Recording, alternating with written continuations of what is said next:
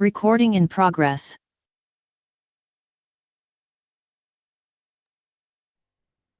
Hello, good evening, everyone. Welcome to our Ice Out community briefing, our Sunday evening 8 p.m. gathering space for many weeks now. Welcome. Hope everyone is relating to the snow how you want to be relating to the snow, whether you're in it and doing snow angels and building snow creatures, or you're getting your workout for the day shoveling, or you're cozy indoors and someone else is shoveling for you. However you want to relate to the snow, I hope that is how you are relating to it today. So glad to have you all here with us. Go ahead and tell us where you're, feel free to check in the chat. Tell us where you're coming in from. If you want to say how you related to the snow, please do. Inshallah, it's our last big snow before spring, but you never know in Minnesota. I think we've usually had one fake spring, but it seems like we've had more like two fake springs lately. So, there's nothing more Minnesotan than checking and talking about the weather and snow. And that's what's working well for us, being super Minnesotan these days. We are going to start in just a moment, but before we dive into our programming, as you all know, we strive to make this space one we can connect across geography and issue and language. And Jorge is here to offer Spanish language interpretation. So Jorge, if you want to come on and give instructions for joining that channel. Of course, yes. Thank you, Elian. Yes, this is Jorge with Accurate Languages. I will be providing a Spanish interpreting today. To listen in Spanish, please select the Spanish option from the audio menu below. Thank you. Y hola, ¿qué tal? Les habla Jorge de Accurate Languages. Estaré proporcionando interpretación al español el día de hoy. Para escuchar en español, por favor, seleccione la opción de español en el menú de audio. Gracias. Thank you, Jorge.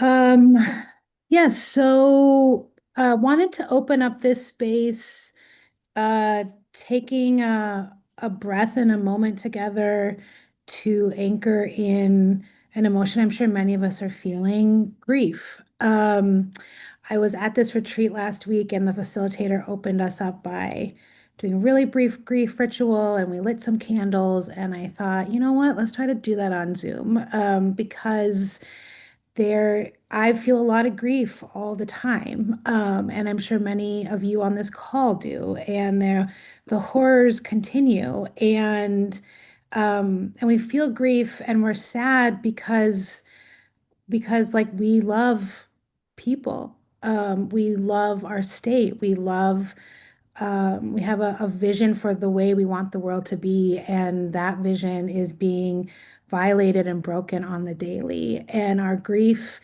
can be something that overwhelms us and drowns us and stops us from being able to take action. And of course, sometimes it does do that, like I'm a puddle sometimes, as I'm sure many of you are puddles sometimes. And the more we can move through that and sort of transform our grief into energy for change and groundedness and connection and transformation, the better we will be to continue to move forward.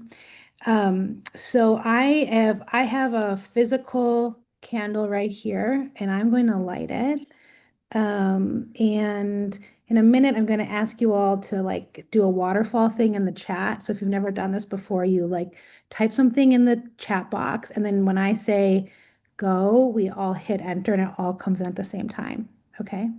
And so I'm lighting this candle for the victims of current wars, especially the American-driven wars in Iran and Lebanon.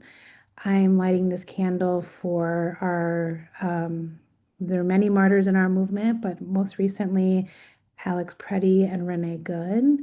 I'm lighting this candle for our many neighbors who have been ripped away from us and um, who we may not know where they are. And we know the conditions where they are terrible. I'm lighting the candle for the family members and friends and children who have had family members ripped apart and their lives put on hold and have been living in terror. And I'm lighting this candle for any of the grief any of you all are feeling in this moment that I don't know about.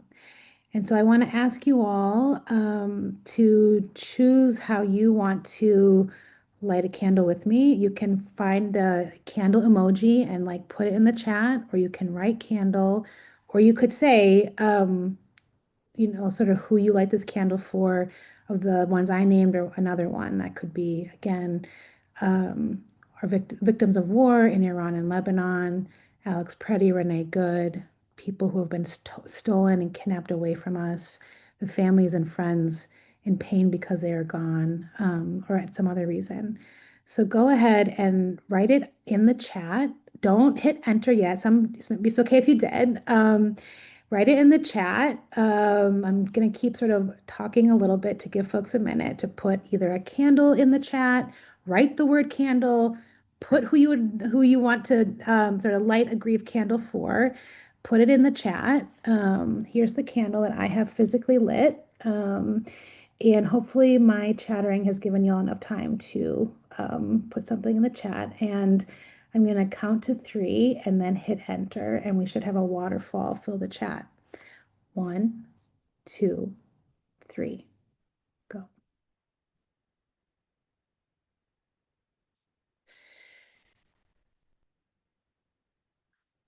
Thank you all so much for opening this space with a small virtual grief ritual. I will keep this candle lit throughout this Zoom call, and then we will blow it out together when we close and wrap the meeting. Okay. All right. We are going to dive into our program. Let me check my agenda. Okay, so starting us off is a very powerful uh, leader and mother and family member and someone deeply impacted by what's going on. And I'm gonna invite Chris on, and Chris and I are just gonna like actually have a little interview style exchange. And I think you probably want to just tech support. You probably want to spotlight both Chris and me. Great. All right. Cool. All right. Hi, Chris. Hi, How you doing? I'm okay. Thank you. Thanks for having me. Thank you so much for being here. Yeah, I want to just start and ask you to introduce yourself however you want and share a little bit about your story. Yeah, so my name is Chris. I'm from the St. Paul area. I'm born and raised Minnesotan. And I'm here because my family has been impacted by deportation. So my husband, Junior, is from Honduras, and we have a son. And Junior was detained in September of 2025 and deported in October of 2025. Um, yeah, so I've known Junior for, gosh, almost 15 years or so we've known each other. And we, met through a job that we worked together, and yeah, and so he was picked up or detained, picked up through a well, he called me on the phone and told me he was being pulled over. So he was on the freeway, not even a quarter mile from our house. He's like, the police are pulling me over. I I got there shortly after the call. It took me it's probably the fastest I've ever driven, because I knew. He was driving a car in my name, so it wasn't like, they weren't running his plate or something. So, by the time I got there, I wasn't I knew he was in a vehicle, but I didn't know which vehicle. And someone handed me the car keys and walked away, and I tried to ask questions. Um, and then the one vehicle had a window down, so I went up and I'm like, "What's going on? Like, where are you taking him? What's happening?" And they just rolled their window up, and they all drove away. And um, so that day started. Junior typically took our son to school. He doesn't ride the bus; he has to get driven to school. And that day, we decided, for whatever reason, that Junior wasn't going to take him that day. And uh, but I had to go home then, and I didn't tell him what happened. He's just like, "What's going on?" I'm like, "Dad had a work emergency." Um, so he went to school, and where he goes to school is a super supportive community. Um, we've been talking about ICE since the administration changed at school. We've had, early on in 2025, had weekly calls and talked about those kind of things, and they've been super great. But and then, so he was detained late September, and by our choice, well, not by our choice, I guess, but like we chose for him to be deported. We decided, based on his situation and his circumstances, that the safest thing was to be deported to the country he knows, rather than stay in detention for an unknown amount of time. We knew he wouldn't return home to our home here in Minnesota, and so that's what we chose for him. So he was deported the day after Marcelo's birthday, um, in early October. I'm so sorry, Chris. That is wrong. Yeah. Everything about that is wrong. I'm so sorry. Thank you. And I really appreciate you coming on here and sharing this story, because this is real. This is real life. And it's so important to remember the families like yours and people like Junior and Marcelo who are forever impacted. And I'm just curious, yeah, what has it been like for your family since your husband's deportation? I mean, obviously emotional. Yeah. It mentally and emotionally, it's taking its toll, I think, on all of us. Marcelo, we Marcelo and I are lucky enough to be able to go to therapy, and see a therapist. Um, Junior doesn't have that luxury, like many families, but he definitely, in Honduras, like, there's just not those resources. So for Marcelo, it's been, he has regressed in ways.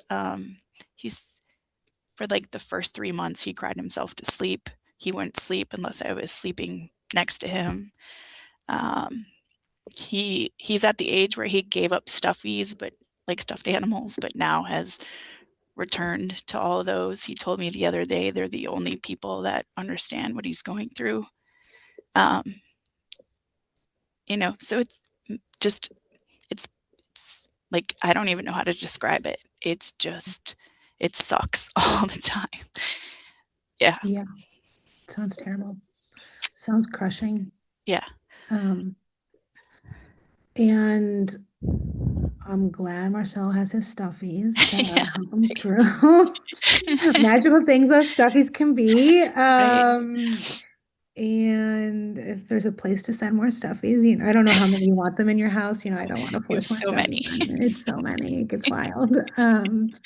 Um, yeah, I'm curious how other ways. I'm so glad you've got access to therapy and sounds like some good supports around you. But I'm curious if you want to share a little bit about how community has been showing up and supporting you and your family in these times. Yeah, so, like, personally, my friends have been, like, a huge support. Um, they've just been there in so many ways.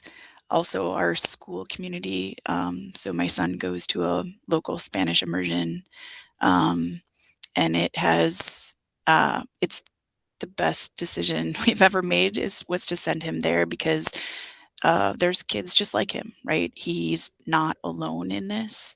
And he has friends that have, uh, as he says, crossed the river. So he knows people he can share his story with. It's a safe place for him. Um, and just, watching people and how I think the greater Minnesota community has come together just to stand up and say we're not okay with this. We're not going to put up with this. This isn't the community we are. These aren't the people we are. Like everybody truly has a place here and telling people they don't and taking them out of their cars and throwing them on the ground and, like, just putting the fear so much fear in everyone and kids specifically, like, it's just horrible. It just yeah, so it's just nice to see everybody kinda rallying together. Yeah, yeah, yeah. It's. I've found these times to be incredibly. Well, one of the hardest things about these times is holding the horror along with like the the contrary of that we also see every day, which is the connection and love and courage people around us.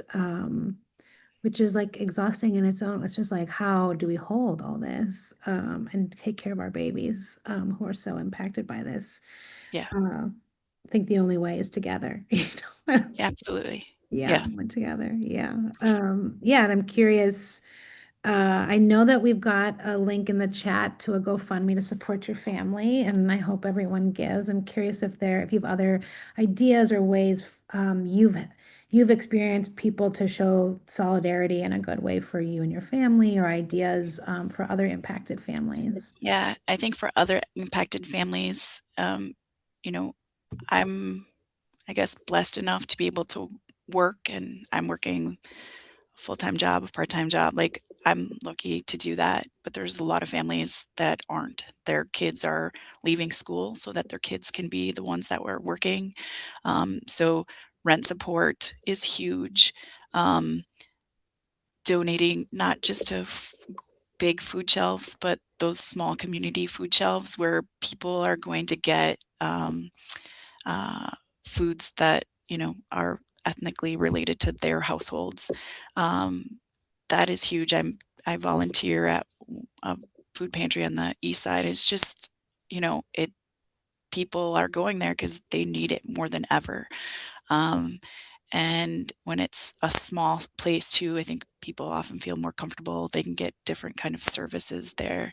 And just keeping those families in mind, those that are being directly impacted by all of this going on. It's not just one community. There's, many communities that are are seeing this happen to them. And I think making sure that we know that this isn't just isolated, right? Like Junior and I we've always had the conversation that it's an issue. But as soon as when he started to run for president or announced his candidacy, we like started having conversations how this was going to impact our family.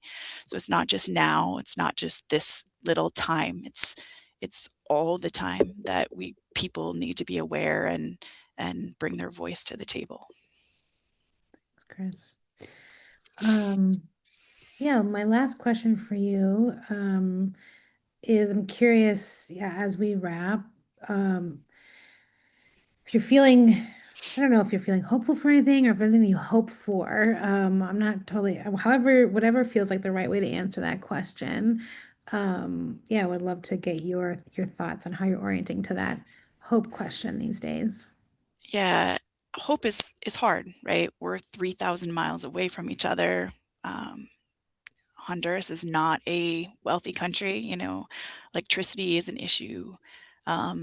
So we it's difficult. Um, but I think seeing people come together, that kind of gives you hope. Um, Watching my son and the actions that he wants to take and the questions he's asking gives me hope. He's very well aware of what's happening, you know, why Junior was deported, what kind of laws there are for people like his dad. So that gives me hope that there's generations that are going to come up behind mine and, you know, make that difference. I think those are the things that give me hope because there right now is not a lot Yeah. otherwise. Yeah, it's a hard question. Yeah. Probably the hardest question to ask right now. Yeah. Chris, thank you so much for coming on and sharing your story and for holding it down for your family and being so clear, and yeah, part of our community. And one day, you will all be back together. And I hope if you want it to be here in Minnesota, it is here in Minnesota, but Yeah. wherever you want it to be, I hope it is there. And I hope it is joyful and feels abundantly safe, and abundantly good. Thank you so much for having me. I really appreciate it. Thank you, Chris.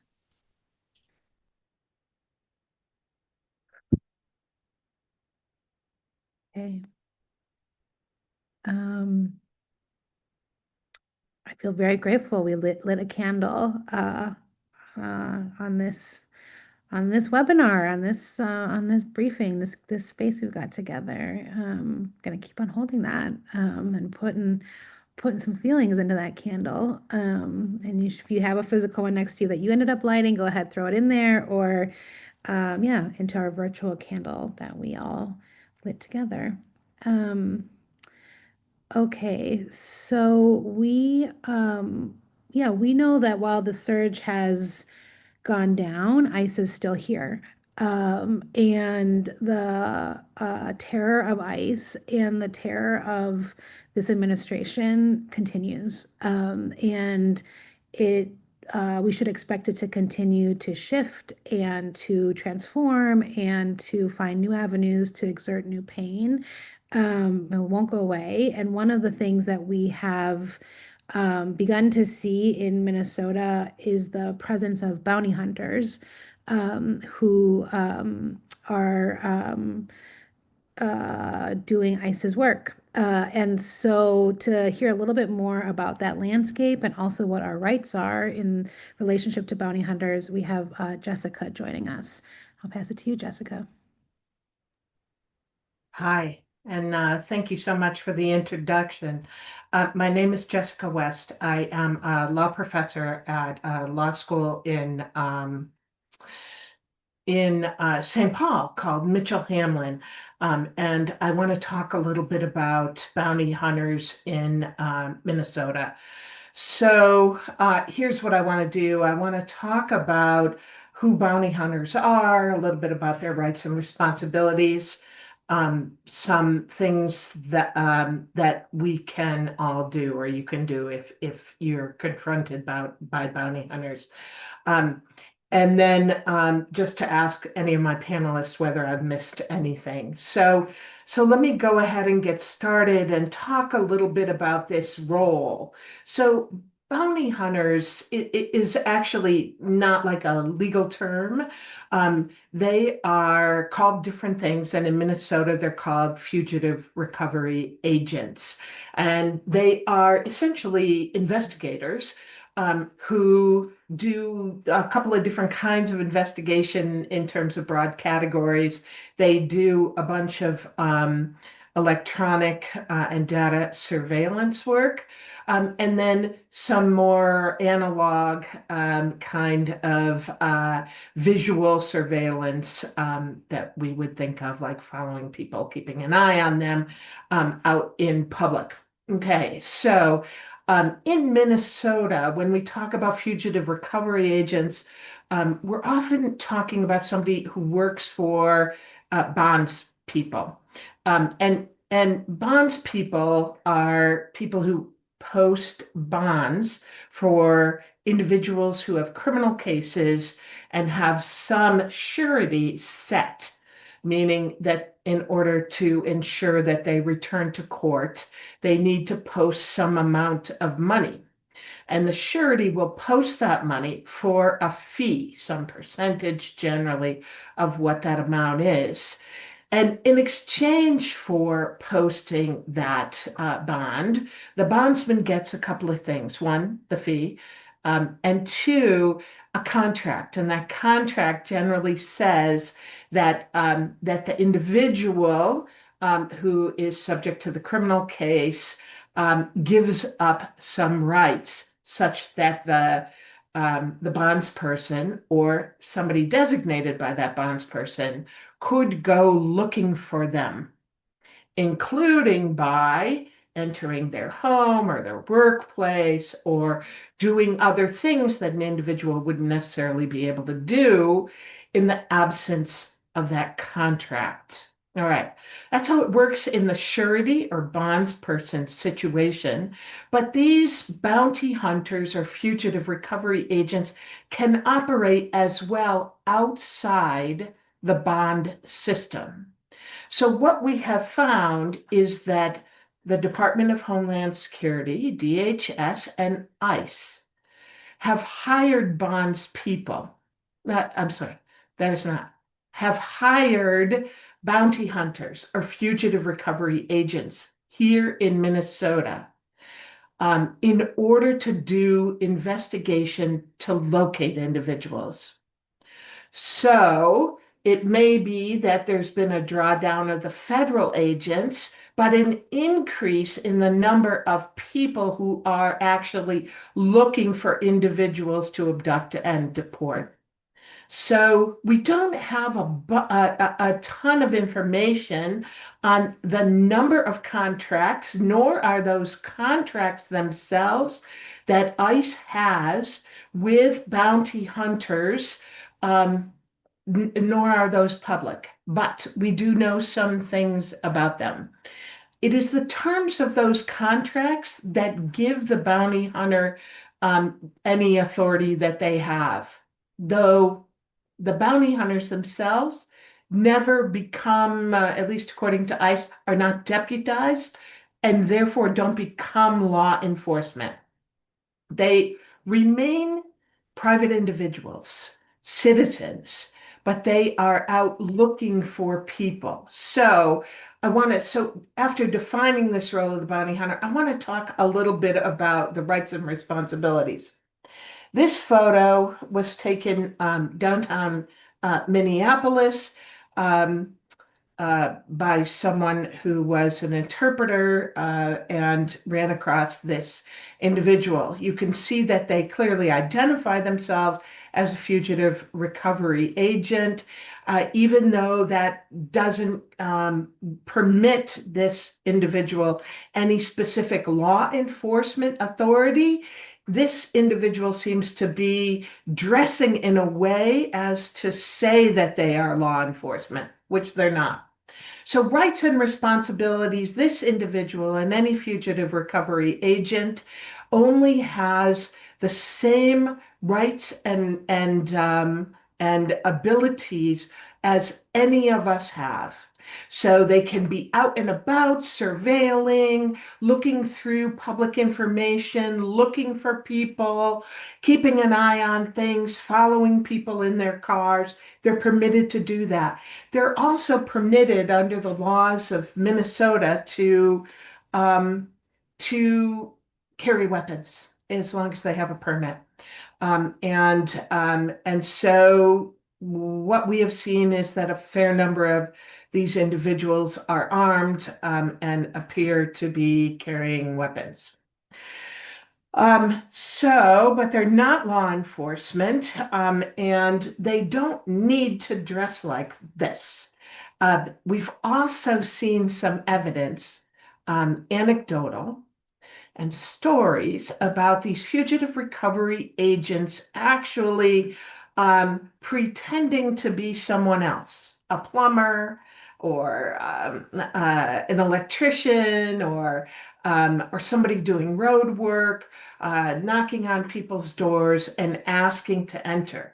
It's permissible for an individual, a citizen, and a non-law enforcement person, as well as a law enforcement person, to lie about who they are. So these fugitive recovery agents are permitted to lie about who they are and to say that they are a plumber or an electrician and that they're coming to check the phone lines or something like that. Now that is not impermissible. But they don't have, I keep coming back to this, they don't have law enforcement authority. They don't have law enforcement authority means that they don't have the right to arrest somebody, unless, of course, they're working for that surety who has the contract, which comes into play when somebody hasn't showed up in court. Otherwise, they don't have the right to arrest somebody or even detain them. If there are violations of rights, so for example, if a fugitive recovery agent actually grabs and detains someone, and that's unlawful, which under most circumstances it would be, unless it were self-defense or something like that. There is the potential to hold them both criminally and civilly liable in ways that it's actually hard to do with law enforcement. So there are some resources for reporting violations by bounty hunters to both the AG's office or to the ACLU, both of which have set up hotlines for that purpose. I dropped into the chat, and I think maybe Chris or someone will follow up, a couple of resources I want to post as well. One is we started a resource at Mitchell Hamlin, which keeps track of some of the things that are going on in Minnesota with regards to ICE, legal analyses, even some videos explaining things that can be helpful. We also have, and I don't think I have a video of it, but let me see if I have it here. We also have this, if you don't know this website, I hope it popped back up on the share. Know Your Rights with Immigration Bounty Hunters. This is lawhelpminnesota.org. They have a bunch of legal guides, and this is one of them. So there's a lot of information there. I want to go back to the slides, and I just want to touch on this or answer this question, and that is, how do you protect yourself from a bounty hunter, or how do you advise those people you know and love and your neighbors how to protect themselves from bounty hunters? And generally, understanding that these bounty hunters may be misrepresenting who they are and don't in fact have a whole lot of authority.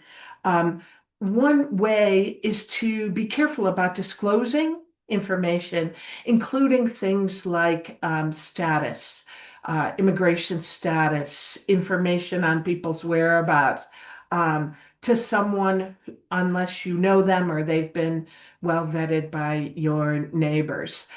Because we have seen that, while some tactics on the part of these federal immigration officers have subsided, others seem to be ascendant.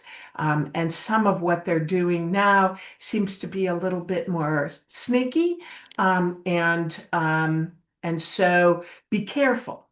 And I know that we all have grown to do that, but especially in this setting when you have these, immigration agents who may or may not look like law enforcement, be careful with what you disclose. They do not have the right to detain you. They do not have the right to arrest you, or anyone, but they are out there to collect information and then pass that on to federal law enforcement that does then have some authority to arrest and detain individuals. All right. So that's what I have. Let me know, any of the panelists or Kat, if there's something I should add. Otherwise, yeah, that's what I got. Thank you, Jessica. That was adequately terrifying. So thank you. And these are our times. I think the thing that would just be useful I'll bring you back just to clarify quickly. There's just some there's maybe some mixed messages. So can you clarify if bounty hunters can detain, arrest people if they have a warrant? Well, so a fugitive recovery agent can only arrest or detain someone if they are operating under a contract with the surety. Okay. Okay. So if somebody has posted a bond, and they have a contract with that surety that says, you, the surety, now have authority to find me, locate me, and detain me if I fail to end up in court, then that contract does give them authority. That's not how we see them being used here. Okay. And I should clarify one more thing, if I could take a minute to do it. Yep. There's licensing in Minnesota for sureties. So if you are a surety operating as a fugitive recovery agent, you have to be licensed. Sureties do. But otherwise, generally, fugitive recovery agents, bounty hunters do not need to be licensed in Minnesota. We could change that, and some states have, but it's not. They're not currently required to be licensed. Okay. Jessica, thank you so much. There's maybe some more layers to dig in on this as we continue to see it unfold in the state. And we'll keep the topic moving in these briefings. And yeah, folks, check out those websites that Jessica referenced. And if folks have more questions, Law Help MN, the AG's office, ACLU are all great resources to go to and keep on asking those questions. All right, so now we are going to shift to talking about, yes, place the Minnesota legislature where senators and representatives are moving real things to hold ICE accountable and to begin to deliver some repair for the harm we're facing. And so one of the biggest champions on this front is joining us tonight, Senator Lindsey Port, to give us an update from the Capitol. Take it away, Lindsey. Thanks, Eliane. I want to start and say, so I'm the housing chair in the Minnesota Senate, and I want to start and say a huge thank you to all of you. I know that this community, folks who tune into this, your neighbors, your friends, these are the folks who have donated millions of dollars to keep our neighbors safely housed while they cannot move around our community in a safe way. And I want to say a huge thank you because it was heartbreaking to watch the last few months unfold for a lot of reasons, but especially because the legislature wasn't in session. And so we couldn't act immediately to do something. And I am just so grateful for how our communities stood up and protected our neighbors. So a huge thank you to all of you. Now that we're back in session, one of the first bills that we had on the floor of the Senate this week was $40 million in emergency rental assistance to go out as soon as possible. We found a way. We knew Republicans didn't want us to do anything that spent new money. They were talking about the, bottom line, and we're worried about that theoretically. And so we found $40 million of money that was set aside in an account because of an incredible woman from North Minneapolis, Geraldine Tyler, a 94-year-old Black woman who sued the government when her house was wrongfully taken away by the county. Because of her, we had a large settlement fund that was set aside for people who had experienced similar things. And as those claims came to an end, the filing date for people to put claims against that was last June. There is about $40 million left in that fund.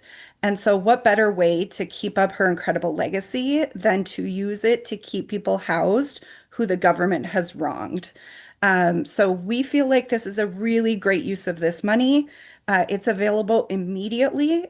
So, all that needs to happen is the Minnesota House needs to pass the bill.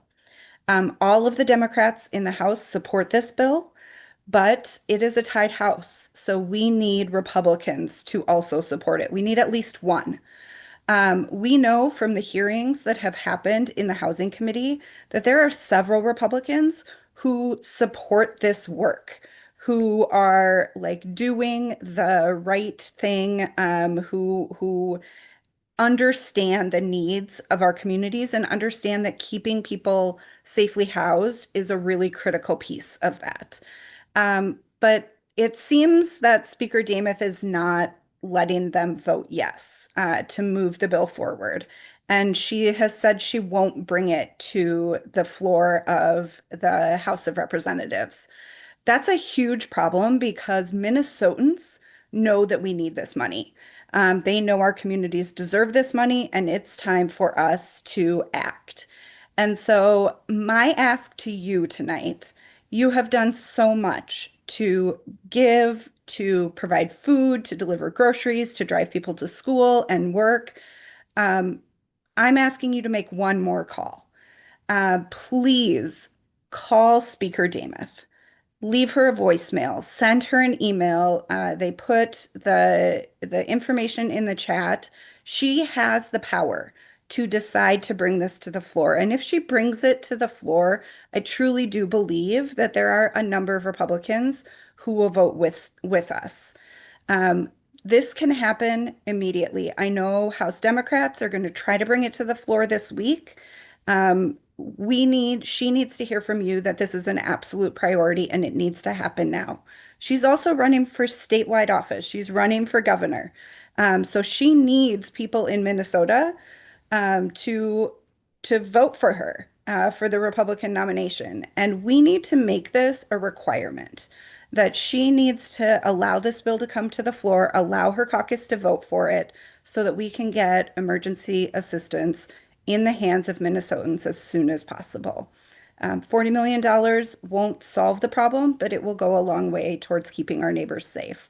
And so my ask to you is to please make one more call, one more email to Speaker Dameth to ask her to support this bill, to bring it to the floor, and to allow her caucus to vote for it. Thank you so much, Senator Port. There's a couple of questions, just like the technical bill number or name they should be referencing for the bill. Any guidance on that? It has different names in the House and the Senate. So emergency rental assistance is what we're calling it. Great. The emergency rental assistance bill, everyone's talking about it at the legislature. She'll know what you're talking about.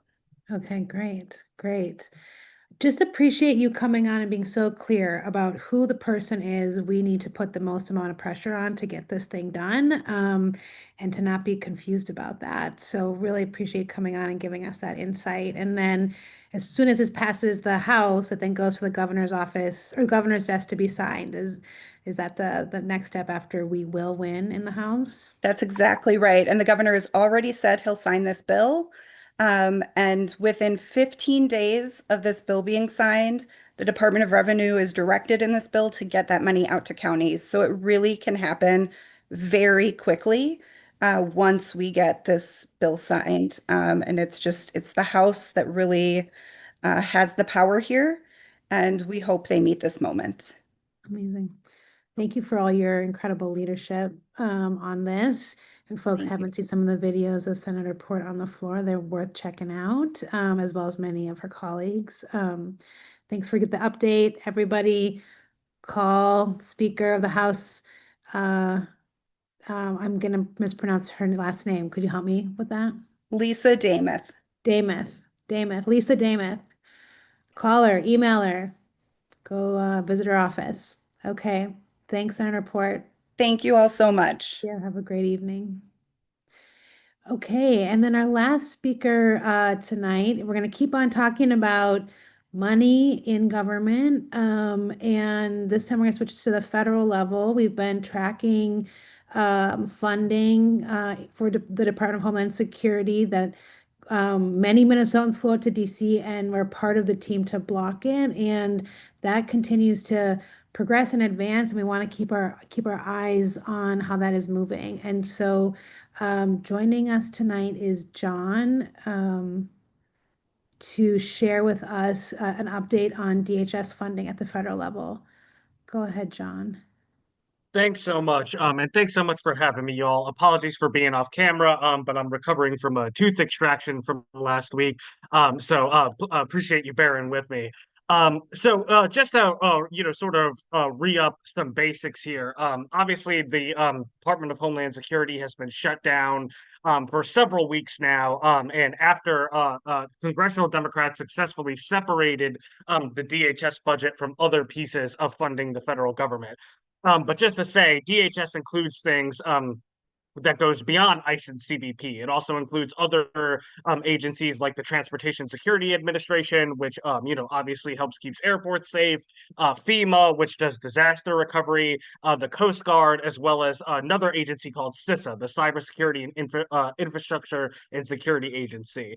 And right now, there's a lot of pressure being heaped on lawmakers to come to some sort of agreement, especially since this past week was the first week that TSA employees went without a full paycheck.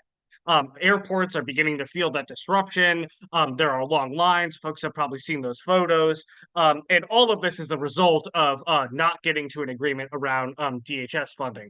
But I will also say that there are a lot of federal lawmakers, especially federal Democrats, who are insistent that right now those agencies could be funded while the larger negotiations over what happens with ICE and CBP can be worked out.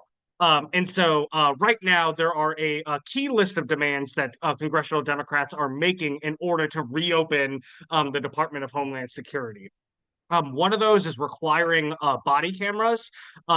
We have seen that congressional Republicans have gotten around this by saying, well, there's money for body cameras within the DHS budget. But as we know, it's one thing to have money for body cameras, and it's another to mandate those things actually be a part of ongoing enforcement operations. Democrats are also demanding a couple of other things. One would prohibit federal agents from wearing masks. And also require federal officers to display identification and clearly what agency they are with, right? So this means that if there is a DEA agent supporting an ICE operation, that person has to be clearly identified. If it is only DEA agents and there is no one at ICE or CBP present, that has to be very clearly identified. And of course, we all know the importance of taking the masks off of armed federal agents. This is something that I think a lot of federal lawmakers thought they would only read about in history books, but now they're seeing it happen on our streets, especially in Minnesota, and it's allowing officers to evade accountability when they are frankly breaking the law. And also, they are also making the demand that agents would be barred from detaining people in certain places, most notably churches and schools. Those are the two top locations that come up. There's no reason that parents should have to be forming chains to protect their children from ICE agents. And also, this has been the historical policy. ICE and CBP have never enforced immigration laws at schools or churches. So this would be following past precedent and frankly, clawing back the over-aggressiveness that the Trump administration has plagued on our communities. So those are the key demands congressional Democrats are making. Right now, as far as we know, there has been no movement from the White House or from their Republican colleagues to move further towards those points. I will say that obviously the firing of Secretary Noem was something we all welcomed, but that should be viewed as an overture from the administration to try to unlock negotiations with congressional Democrats. So they are trying to make executive actions to say, hey, look, we get it, things have to change. However, we know that this president cannot be taken at his word, nor can the current congressional majority. They have not held any investigations into the killings of people of Alex Preddy, Renee Good, countless others who have been deported or wrongly detained or shot at the arms of federal agents. They could do that any day right now to show that they were serious about actually reforming ICE and CBP practices, but they haven't. So all of the context of Secretary Noem being fired, and even some of these other federal executive actions, right? Sending the quote unquote border czar into Minnesota to negotiate. I know I'm not on camera, but I'm doing quotations there. We know that those are not real reforms, that the real reforms that have to happen would come from Congress and go into the letter of the law. And frankly, that right now is the current position of both the House Democratic Caucus and the Senate Democratic Caucus. These demands have to be legislatively written into law before DHS is being reopened. And frankly, as I said before, the executive actions are meaningless because they can be reversed at any moment. And Congress has a responsibility to codify this into law as much as possible. So far, there's been about 4 attempts by Senate Republicans to move past the DHS spending bill and try to get Democrats to capitulate, and each time that has failed. So Democrats, they have not moved any single votes. Right now, the only Democratic senator who is voting with Republicans is John Fetterman from Pennsylvania, and Senator Rand Paul has also sort of flip-flopped back in here. So it's kind of really a guess, whether or not they will be on the same side. But frankly, there has been no movement on that, and I would actually even venture to say, from my conversations, both with Leader Schumer's office, Leader Jeffries' office, their position has actually become even more hardened over the last couple of weeks, given what has been going on. But also the attempts by the administration to seize on the crisis that of their own making in Iran, and actually crisis is the wrong word, the war in Iran, trying to seize on that to put pressure on Democrats to sort of give in to allow ICE and CBP to continue terrorizing our communities, has actually gone the opposite way and has made them feel even more stronger in blocking the current funding bill. And so the other thing that is also happening is that Democrats right now are trying to fund individual parts of the Department of Homeland Security in order to not just politically dispel what Republicans are trying to say, that they're trying to use these other agencies as negotiating tools to put pressure on ICE and CBP. That's actually exactly the opposite of what congressional Democrats are trying to do right now. Just on last Thursday, they offered several different pieces of legislation that would fund individually all the other parts of Homeland Security that we talked about. They offered a bill that would have paid TSA employees and kept TSA running in perpetuity, and Senate Republicans blocked that bill. They offered a bill to fund CISA. That bill was blocked. They offered a bill to fund FEMA. That bill was blocked. And so very clearly at this point, congressional Republicans understand that if they don't keep the entire Department of Homeland Security shut down, and they also don't leverage the long wait lines at the airports, TSA employees missing checks, that they will very quickly lose this negotiation over ICE and CBP, especially because they are even feeling pressure from their own side of the aisle to not give into this and to also agree to many of these reforms. So frankly, the next step in this is really anyone's guess. What we have heard is that at some point the administration is going to submit a supplemental request for the war in Iran to the tune of $50 billion, if not more. And that will be another opportunity, not only for that package to be blocked, but also to have this conversation around DHS and ICE, and making sure that if we are ever going to break the deadlock on funding for the agency entirely, that those two departments have to be dealt with. And I'm saying CBP and ICE, there's actually one more piece of that. It's also the Secretary's office as well, too.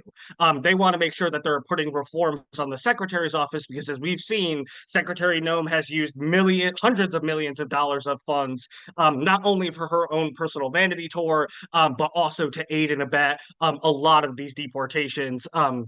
And wrongful detentions that have been happening all across the country.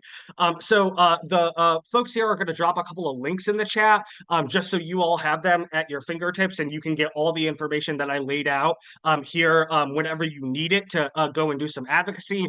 One is going to be a link from the Senate Democratic Appropriations Committee that shows the 5 funding bills that Senate Republicans blocked that would have funded every other agency under DHS other than ICE and CBP and the Secretary's office.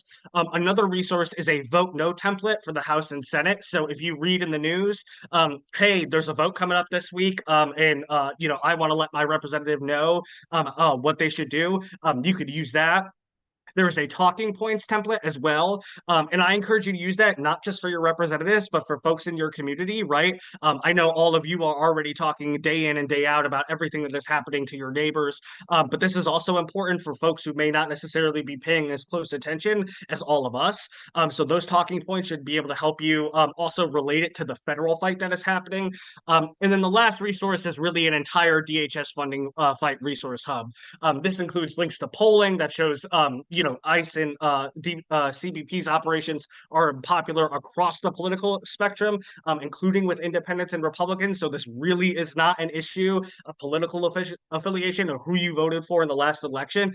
It is really about how we want our neighbors to be treated. And I just encourage you, when you're talking with folks, don't be afraid to weigh in with your state legislators about this. They can also talk to their federal legislators. Don't be afraid to weigh in and use any of these resources to talk to folks about the federal funding fight, because the stories that we're told here tonight are ones that need to keep happening at the federal level. And right now, I will just say, as an advocate who lives in DC and is doing a lot of this work at the federal level, it is very clear that Minnesota is the conscience of the nation right now. And so we need your voice in this fight. You are also lucky to have an amazing senator in Tina Smith, who is leading negotiations on the DHS funding bill. So, anything you all can do to have her back and make sure that she is in the room whenever any of those deals are being negotiated will be critical to coming out on this with real reforms that will protect our communities and stop the over enforcement and over detention. John, thank you so much. Thank you for joining with right after oral surgery. No small feat. You sounded great, even though we couldn't see you. A very rich update. I just want to lots of great things to do and underline that final piece. For us here in Minnesota, the place we can put the most amount of pressure is through our representatives in DC. And so, calling them, contacting them, your congressperson, the senators, particularly Senator Tina Smith, to really put as much wind and pressure at their backs to be strong in these negotiations will be so important. Hearing, a ban on masks or body cameras, given what we've went through in the state, feels wholly insufficient, and it matters that we continue to make progress, to hold them accountable for their actions where we can, to demand more, and to continue to throw sand in the gears of this terror machine that is just ramping up and spending millions and billions to only do harm, and not build the world that I want to live in, that I think any of you want to live in, that our children deserve. So make sure when you are doing your daily calls to people, you add our Congress people to keep up the good fight on DHS and DC. Okay, this has been a rich call. We've covered a lot of ground. At the beginning, we lit a candle to hold our grief. And we talked about a lot of very scary, sad things that happened, that are happening, that could happen. We will continue to be sad and to have things and people to grieve, because that is the world that we live in right now. And yeah, that grief is a testament to our goodness and our love and our belief and desire for something better. And so as we leave this space together, invite everyone to blow out our virtual candle. And so take a deep breath in with me and exhale. Have a great evening, you all. Take care, be safe, stay brave. Bye-bye.